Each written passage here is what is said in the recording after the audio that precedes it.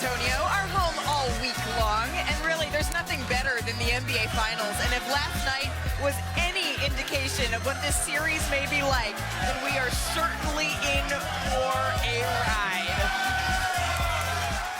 There is no sound in basketball like a finals crowd on the first home game. It's dominant! Dominant on three, 1, 2, 3! Dylan Harper on fire in his first finals game. Jalen Brunson taking this shot to the knee. And Jalen Brunson coming back on the floor for the New York Knicks. It has been a gritty, tough day. Trade baskets right now. A lot of pressure, a lot at stake here. Back to Brunson. Corner three is up. Bang! Brunson holding up high. Now cuts to the left. Hops back, digs in, shot up, and good! 12 consecutive wins for the Knicks as they take game one of the NBA Finals. The New York Knicks, they keep this absolutely magical, historic run going as we say hello, welcome to NBA Today.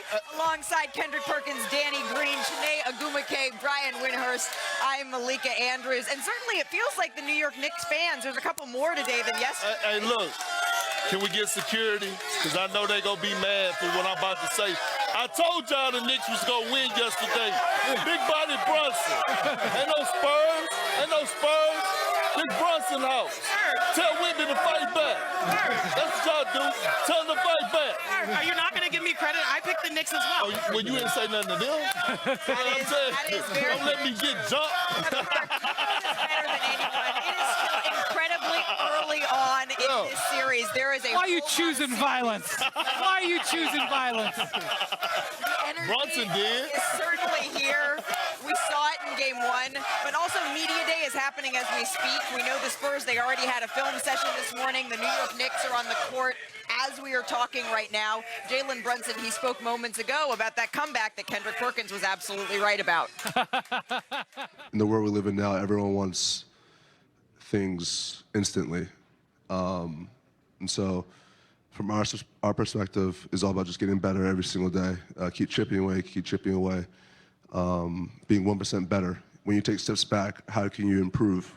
You know, it's always about just how can you improve, and having that mentality and focus and approach, I think allowed us to still be students of the game and still find ways to learn, even through wins, and I think we need to continue to do that.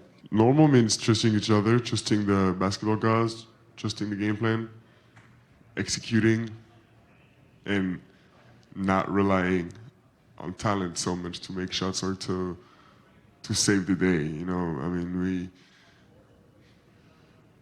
we've been playing a certain way all season, and we've been successful this way, and there's no reason to change the day the finals start.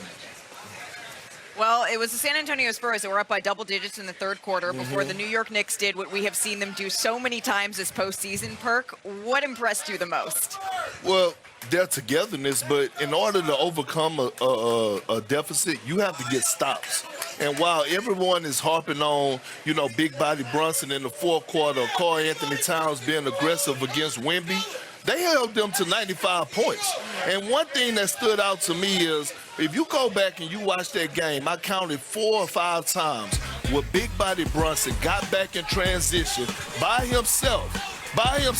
And since he led the league in taking charges, he actually stopped the transition buckets because he's great at doing this. And it's a little thing that doesn't show up in the stat sheet, but check this out.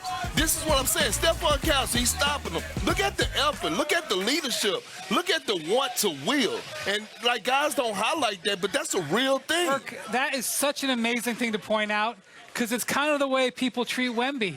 They go in there and they're like, no, I'm going back out. And now Lily's taller than me. Jalen Brunson, 1.5 feet shorter than Victor Wembanyama, was getting the same results defensively. That is unbelievable that Perk found that. You such a good point, Perk. Rare W for you. I ever told you I like you? Huh? I ever told you I like you? Did you not hear the rare W part? Yeah, okay. I turned away. Oh, okay. I mean, for me, the Knicks have they've been relentless, and they've shown it time and time again. last year's postseason, this year's postseason, in the Cleveland series. The game 1 down 22. This one, I thought the Spurs had a handle on the game the whole way through. Third quarter, I'm like, oh, they got game 1 in the books. No. They kept coming back. They kept fighting. OG Anunoby getting some baskets, big ones. He had 12 points in the Towns fourth getting quarter. rebounds. Jalen Brunson, of course, in the clutch.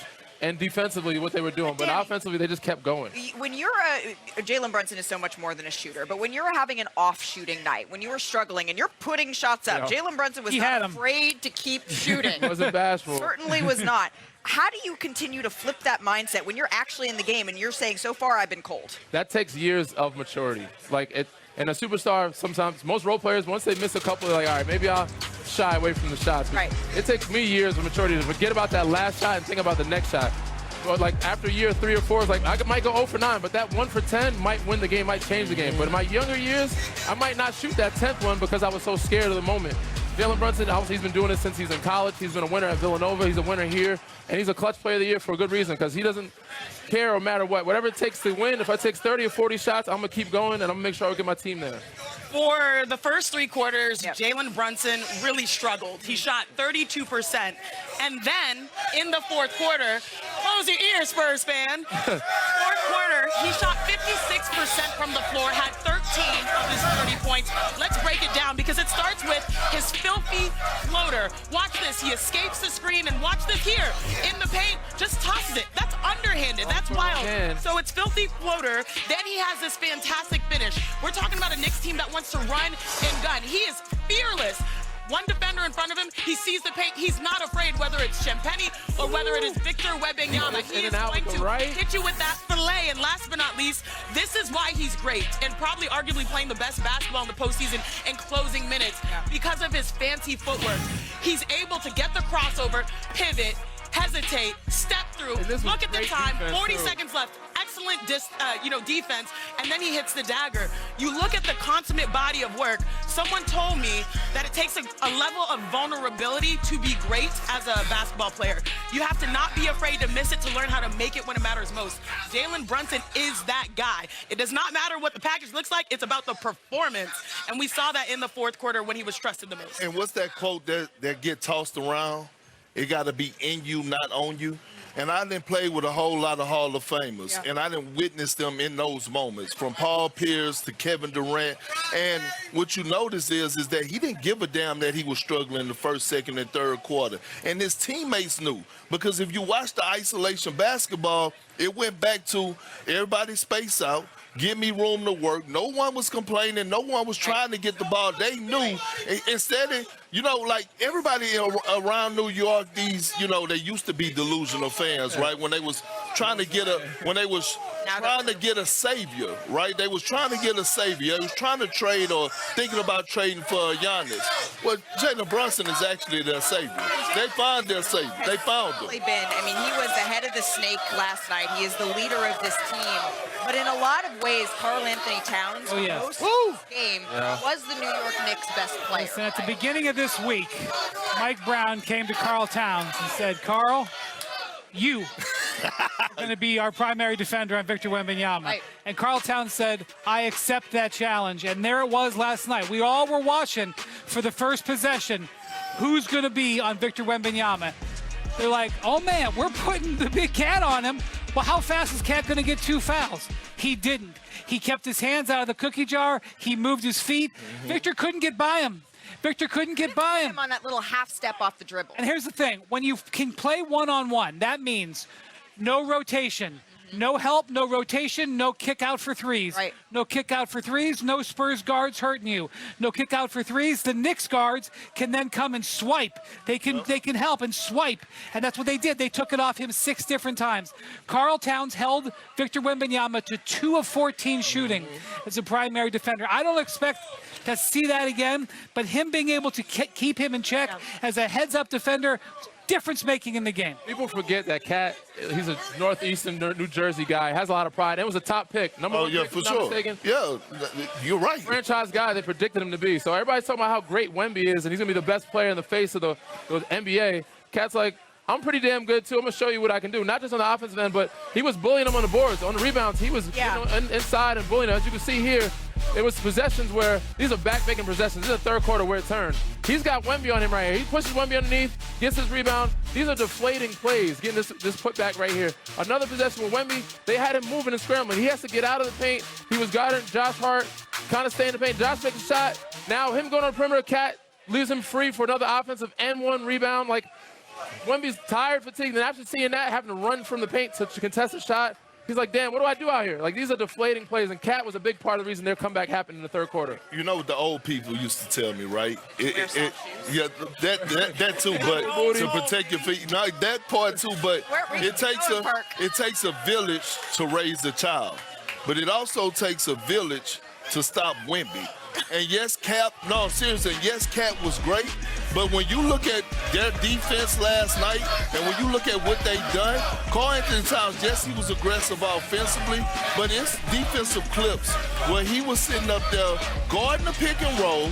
All right, the guy from the weak side corner was helping off on the tag, stopped Wemby from getting a dunk, and then Karl-Anthony Towns was able to play him aggressively on his one-on-one defense. And so going to Wendy's point, you got to accept the challenge, right? You got to accept the challenge. And I just keep going back to Paul Pierce because I just remember, like, in that LeBron series in 2008 in the semifinals, he went in the huddle. He was like, nah, Doc, I got him. He was talking about Braun. He's like, you're going to have to just bust my head to the white meat. Right. And I feel him on that. And that's the that I saw from Karl-Anthony Towns. And you know what's the scariest thing for the San Antonio Spurs? It's the fact that the Knicks didn't flinch. Jalen Brunson goes out. They didn't flinch. They ran the offense through Karl-Anthony Towns. And most importantly, it's like they knew, oh, he's going to come back. He's tougher than nails. And then lastly, after the game, they didn't flinch again. They didn't smile. They didn't celebrate. They felt like the job is not done. That's a very, very scary sign for the Spurs. Yeah, but I do appreciate the introspection and the reflection that Karl-Anthony Towns shared after the game. He joined Inside the NBA, and he talked about his mother, Jackie. And Jackie died in 2020 after complications with COVID. And Karl said that he felt like Jackie was with him, that he felt that presence in a really special way. Take a listen. I don't know what it was, but I just felt a calm and a peace that, I don't know, had to come from the woman above. So I felt really confident about today. I felt good all day. It was just a weird feeling. It felt like I was a kid getting ready to go play my Saturday AAU games and Sunday AAU games. And in a way, I felt like I was seeing her in the stands. And it was just, it was fun. It was really fun. And it was really comforting because, you know, game one of the NBA Finals, you're told how the pressure is going to be and everything is. And I don't know. It felt like a certain presence was here that was very comforting and very loving, and I felt like I could have fun out here in game one of the NBA Finals, which is the weirdest thing because you would expect to have the pressure at the highest. And, you know, that's not something that we always get to hear from players, that sort of vulnerability, that sort of honesty. And I really appreciate Kat feeling like that seconds after the game ended. Right, exactly. Like, this wasn't like 2 hours later or the next day. He was sitting on the court, which to me means it was really, really on his mind the whole game. He walked off the court and said that. I had the pleasure of knowing Jackie Towns. She was just 58 years old when she passed away. This has had a tremendous impact on Karl's life, and I appreciate him sharing with us what he was feeling through that game one. We got a lot to get to here on NBA Today, still to come on our show. My exclusive conversation with Jalen Brunson. You know, I asked him why it is he doesn't want to get too near the Larry O'Brien trophy before it's all said and done. Here's his answer on the other side. That's cool. And after an underwhelming game one, I mean, you don't expect Wemby to not make a...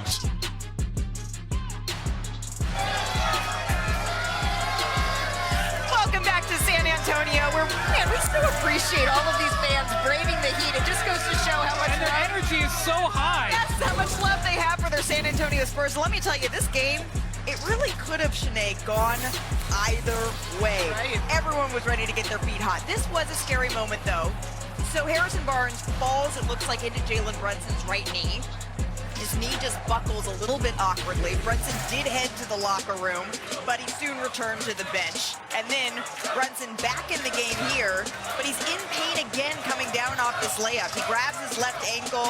He seems to have some conversation maybe with the referees there. Yeah, the implications, though, afterward is the fact that Brunson, they poked the bear because then he was mad and played mad. But first, Julian Champagny said, let me have this dance. He was looking like Danny Green out there. Looking good out there. I was like, he's on his way.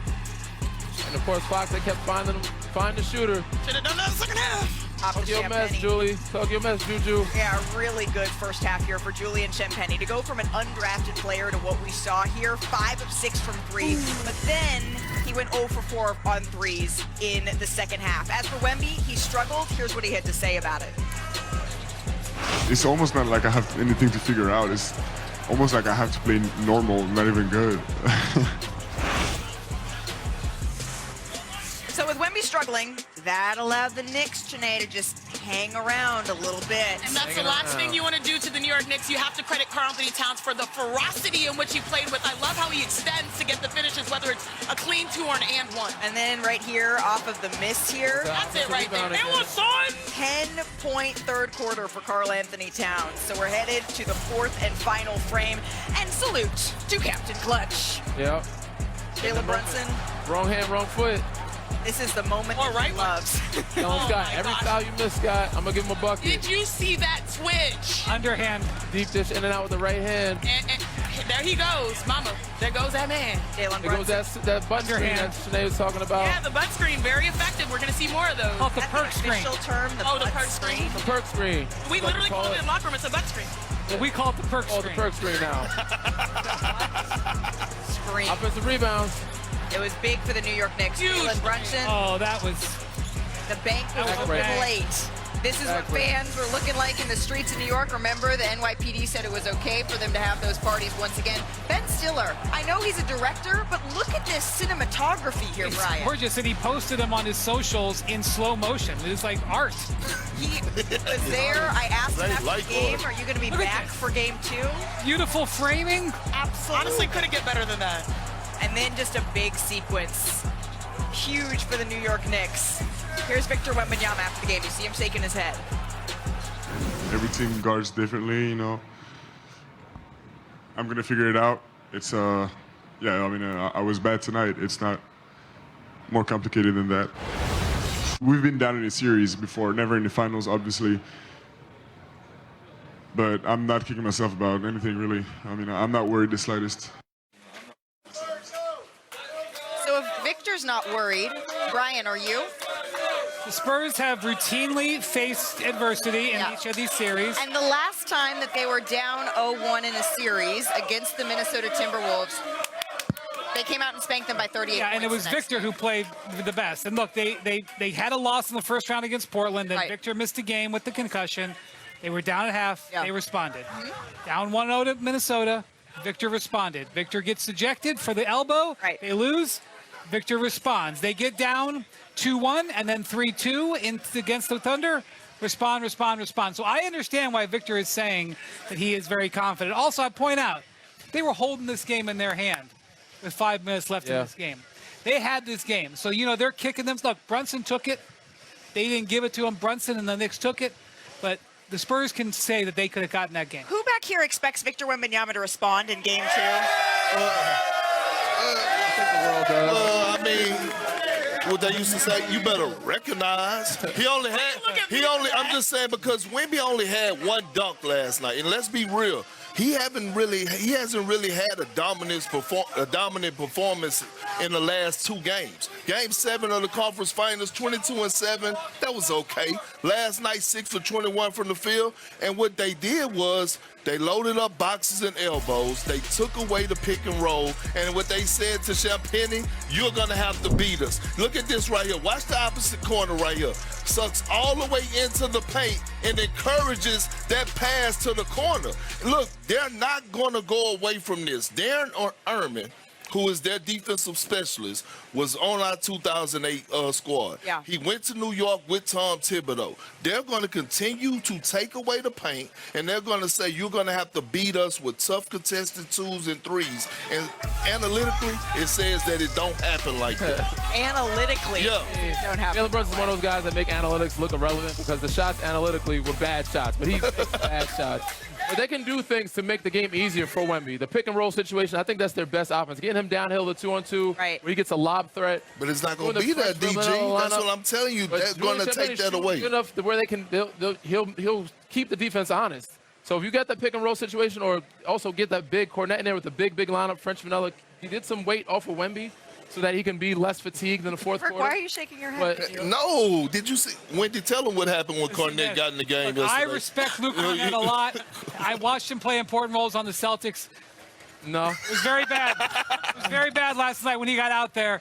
And Jalen Brunson's famous for not having any reaction, but in his head, his eyes got big. But if you got Wemby with him, they'll find him. Go ahead. I was going to say, can we give a little bit of the Spurs fans a little bit of hope? I have a deep more than a little bit of hope. There's a lot of hope. Okay, there's a lot of hope. But I've got a deep cut that maybe only our VP Hillary will understand in the spirit of Ben Stiller.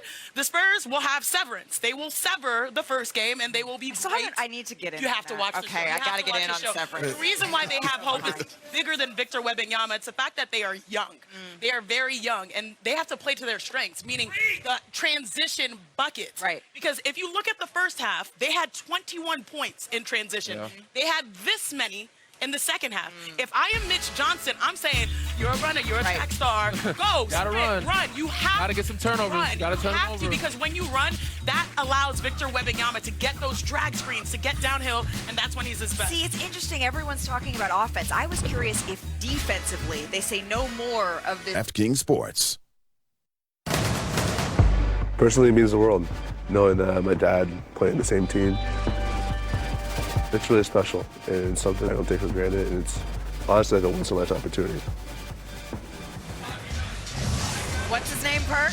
Big Body Brunson. You gotta save that for Carter, not you. I thought bulletproof Brunson. Nah, I had to go back to Big I like Body. bulletproof. Stephon. Well, whatever it was, he had himself a night. Of course, it started with a little bit of a scare here when he had that knee injury. He went back to the locker room. People to check on him. He had the ankle injury when Luke Cornet just comes down just not quite right on that left ankle. But he came back. He played through both. Rick Brunson said, he better be all right to me. I said, can I quote you? He said, yeah. Brunson, you put on a show, Ryan, in the Big fourth play quarter. right here. Man, he came in from his rest. He saw an opportunity, and he absolutely took it. Yeah, he really did. And then under a minute to go here in the fourth quarter, Brunson drives, little pump fake, shoots off balance, one hand. I mean, there's nothing you could do with that. Analytically, that shouldn't have gone in. Yeah. Mike Brown had to say about his performance. Biggest moments, he shows up. And that's what MVPs are supposed to do. We put the ball in his hands. We said we were going to live and die with him. And he went and he got it done for us. So Brunson scored 13 points, 13 of his 30 in the fourth quarter. He received a lot of recognition on social media. And the New York Knicks, they steal game one. So Jalen Brunson, he joined Willis Reed, right? The only players in Knicks history to drop a 30-point game in game one of the NBA Finals. Reed, of course, did it 56 years ago against the Lakers, and it was at Madison Square Garden en route to the title and also Finals MVP. On the road. So earlier today, Jalen Brunson and I, we caught up just about an hour ago. Here's our conversation. Jalen, any text message from our mutual favorite, Mariska Hargitay, after last night? Yes. What'd she say? I don't remember, but it was just more like a good job. Congratulations, but definitely got one of those. Yesterday was cool, and obviously we needed it, but we got to move on quickly. But the risk of just giving you an opportunity to look into the thesaurus and say another word for I'm good, how's the ankle and the knee feeling? I'll be all right. Oh, there we go. We got a little bit of a different one. You mentioned sort of the difference between the amount of time you have, and you have to turn this around quickly. Usually there are 2 days between games 1 and game 2. That's not the case this year. So what does the next 24 hours look like, both in terms of treatment and preparation? Just getting as much treatment as you can. I think more importantly, being mentally locked in. I think physically, once the game starts, your adrenaline's going to take over. But the way we lock in mentally and preparation has to be key. There's a lot of things we can do better than what we did last night. Most importantly, sticking together. And I think I've been saying it like a broken record, but there's going to be things that happen throughout a game where we can't control, but as long as we're, on the same page and having each other's backs, we'll be able to make up for it. It's interesting because this New York Knicks win has been celebrated from here in San Antonio all the way back to New York City. But even last night, you were pretty subdued. You felt like you could play better. What percentage of last night was where you want to or expect yourself to be? I don't know if I can put a percentage on it because I think throughout a game, things are going to happen. And it's all about kind of how you respond and how you continue to push forward and how you keep your mindset, your mentality. So percentage-wise, I don't really know, but I just know that there's a lot of decisions I could have made that could have been better. A couple of my shots were very questionable.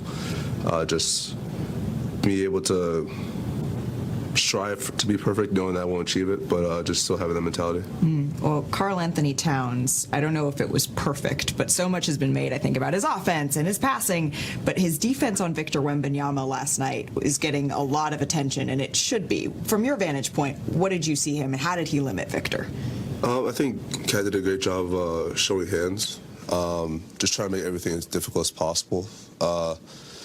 I said this before about him. He's obviously an incredible talent, but being able to guard him, not just Cat, but everybody behind him. And Cat has the trust that we're going to try and help him. It's going to be a tough task, but he did a great job, and it's something that we're going to need from him in order to win.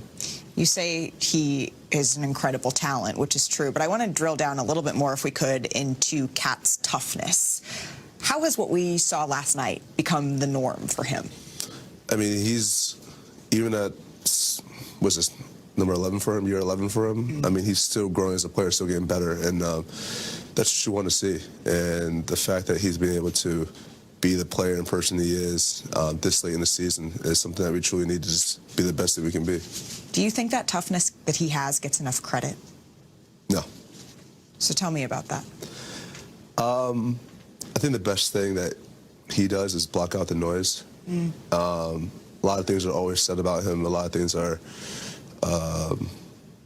narrated about him that he can't control, but he knows what he can control, and he controls how hard he works, controls his attitude, and just has faith in himself and his teammates, and that's all you can ask for. And I imagine you guys have that faith in him as well. Exactly. Let's stick on Victor Wembanyama for just a minute here, because the two leading scorers coming into this series, there's a 14-inch height difference between you and Victor Wembanyama. Can you just tell me exactly what it's like? You're going downhill, and you see this 7'4", I don't know, he's like a super coordinated car wash noodle that just kind of comes out of nowhere. What's that like? You got to be aware at all times. Him just being around the paint just makes you think. And can't explain it. It's just something that you always have to be constantly aware where he is on the floor at all times. You don't have to explain it. Can you just tell me what it looks like? Sometimes you can't see the rim, so you got to look somewhere else. Yeah, you're just sort of like, well, how are we going to he's sort of the ultimate puzzle that you have to figure out. I'm curious, Josh Hart's impact, it wasn't necessarily measured in his shot making last night, but he was plus 22.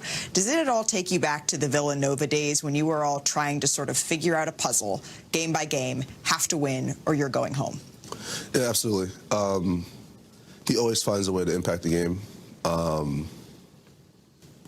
Not really sure how he does it because of the person that I see off the court. But when you see him on the court, he's a totally different possessed man. When there's a loose ball, he's going to find a way to get a rebound. He's going to find a way to get a steal, make an impact on both sides of the ball, and make the right play. That's just who he is. Was that hard for you to say something nice? Yes. I could see you fighting. I could see you fighting with that for Josh. Does it take you back at all, though? You haven't been on this stage, but you have won 2 national titles. Is there anything that applies from those title runs to this one? Just the focus, I think. I think they're 2 completely different type of atmospheres and things, but the focus, I think, is still very important, and obviously it's not win or go home like it is in the NCAA tournament, but the amount of mental toughness you need is very key. Speaking of that focus, The Larry O'Brien trophy is everywhere. It's ever present. It's on the set. It's next to the court. It's in rooms that you're asked to go and shoot promotional videos with. But you wouldn't go in. You didn't want to be near the trophy. Why? How'd you hear about that? I know. I know. Yeah. I know what's happening. It's no comment. Comment after maybe the Larry O'Brien trophy's in reach? No comment. I think Kobe Bryant might appreciate that mentality of just that ultimate focus. He might also appreciate taking 30 shots last night, even though you said you needed to sort of figure it out and be a little bit better. What does better look like for you in Game 2? Better decision making. Obviously, be as efficient as possible. No turnovers. Just give my team a chance to win, the best chance to win. You know that you're also going to get the San Antonio Spurs' best shot because history does not look kindly on teams that fall down 0-2 at home. The last time they lost Game 1 of a series, they came back and they won by 38. What are you expecting from them? I expect a lot from them. Knowing their coaching staff and the personnel they have over there, they're not going to go down without a fight. So we got to be ready. Like I said, mentally, we got to be ready to go. Mentally locked in, mentally focused, because we know what they're capable of. The world knows what they're capable of. Thank you so much for your time. Thank you. I appreciate you. Of course. All right, so that's Jalen Brunson's side of all this. But coming up, why don't we hear what Wemby's mindset is now that the Spurs are down 1? What does he need to do to even the series? We discuss next on NBA Today, live from San Antonio.